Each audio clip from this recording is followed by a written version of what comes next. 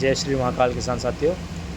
आज हम हमारे जो प्लाऊ का खेत है उसको रोटावेटर करने की तैयारी कर रहे हैं। जिस तरीके से आप देख सकते हैं कि ये 7 टाइन वाला रोटावेटर है और इसमें हर एक जो टाइन है उसमें 6-6 ब्लेड्स लगी हुई है। तो ये 6.5 फीट का रोटावेटर है। इसको आज हम चलाएंगे हमारे गेहूँ के जो नरवई वाला खेत है, जिसको हमने पहले प्लाऊ किया था और फिर जिसको कल्टीवेट किया था सत्ते से। अब उसमें हम रोटावेटर करके फाइनली इसको तैयार करेंगे। गेहूं फसल में जो नरवाई या फसल अवशेष जो होते हैं, जिसे खापे भी बोलते हैं, उसके निवारण के लिए जो जैविक तरीका आपको 3 वीडियो के माध्यम से बताया गया था, उसका ये तीसरा पार्ट है। अगर आपने पिछले 2 वीडियो नहीं देखे हैं तो चैनल पे आप देख सकते हैं, भाग 1 और भाग 2। ये भाग तीसरा है। इसमें पहले हम प्लाऊ करके और फिर कल्टीवेटर चला चुके हैं धरा रख के, और आज हम अब इसमें रोटावेटर कर रहे हैं। और रोटावेटर हमारा फाइनल स्टेज है। इसके बाद में खेत बोने के लिए बिल्कुल तैयार हो जाएगा। कहीं से भी कोई दिक्कत नहीं आने वाली है। 100% इसमें अब हम सीडल चला सकते हैं। तो बहुत आसानी से हम इसकी बुआई कर सकते हैं। इसी समस्या के लिए लोग इसे जलाते हैं, क्योंकि बुआई में दिक्कत आती है, इसीलिए नरवाई जलाई जाती है। और इस समस्या को अगर आप इस तरीके से पहले प्लाऊ करके फिर कल्टीवेटर करके एक बार धरे के साथ में और फिर डायरेक्ट रोटावेटर करके तैयार करेंगे तो इस समस्या का बहुत ही किफ़ायती समाधान निकल सकता है। साथ ही हमें ये जो नरवाई है, इसका जो खाद है वो हमारे खेतों में लगेगा, जिससे हमारी अगली फसल में भी उत्पादन बहुत अच्छा आएगा। तो सभी किसान भाइयों को मेरी यही सलाह है, आप इस चीज़ को ज़रूर अपनाइएगा।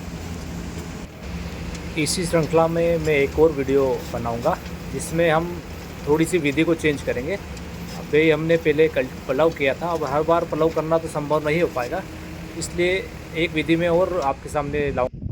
किसान भाइयों, जिसे हमने अब ये रोटावेटर कर लिया है, तो आप देखिए कि इसमें कितना गहराई तक हमने लगाया है। और जो रोटावेटर करने के बाद में जो नरवाई के टुकड़े हैं, वो देखिए आप किस तरह से पूरी ज़मीन में मिक्स हो चुके हैं। इतने पतले बड़े टुकड़े हैं, ये बिल्कुल टुकड़े हो चुके हैं बिल्कुल। अब ये किसी तरह से भी हमारे सीडल में नहीं फंसेंगे। जब हम सोयाबीन की या अन्य किसी फसल की बोनी करेंगे तो आप देखिए सभी दूर ये टुकड़े ही टुकड़े आपको दिखेंगे पूरे प्लाऊ के खेत में। और इस प्रकार आप अगर नरवाई न जलाते हैं तो इस तरीके से आप रोटावेटर करके आप अपना खेत को तैयार कर सकते हैं। तो इससे क्या, खेत की उपजाऊ क्षमता भी बढ़ेगी और पर्यावरण की भी रक्षा होगी। देखिए पूरे खेत में हम रोटावेटर चला दिए हैं। रोटावेटर करने के बाद में देखिए आप बिल्कुल छोटे छोटे टुकड़ों में नरवाई हो चुकी है, जो हम खापे बोलते हैं जिसको मालवी भाषा में, बिल्कुल टुकड़ा हो चुकी है। अब ये टुकड़े कहीं से कहीं तक हमारे गालों में नहीं फंसेंगे। जो हमारी सोयाबीन की सीडल के गाले होते हैं, लगभग 13 इंच के होते हैं, जो उसमें कहीं से कहीं तक इनके फंसने का कोई चांस नहीं है। तो आप देख सकते हैं इस तरीके से आप अगर रोटावेटर चला देंगे अपने खेतों में तो नरवाई का निपटान हम आराम से कर सकते हैं। हमें नरवाई जलाने नहीं पड़ेगी। अब नरवाई नहीं जलाएंगे तो उसके बहुत से फ़ायदे हैं। पहला फ़ायदा तो ये है कि हमारे खेत की जो उर्वरक क्षमता है वो बढ़ेगी, इसका कार्बन कंटेंट बढ़ेगा। दूसरा फ़ायदा ये है कि हमारा पर्यावरण में जो नुकसान हम करते हैं इससे, वो उससे हम बच जाएंगे और दूसरों को भी नुकसान नहीं होगा, पशु पक्षियों को नहीं होगा। सभी संतुलन बना रहेगा सभी के बीच में।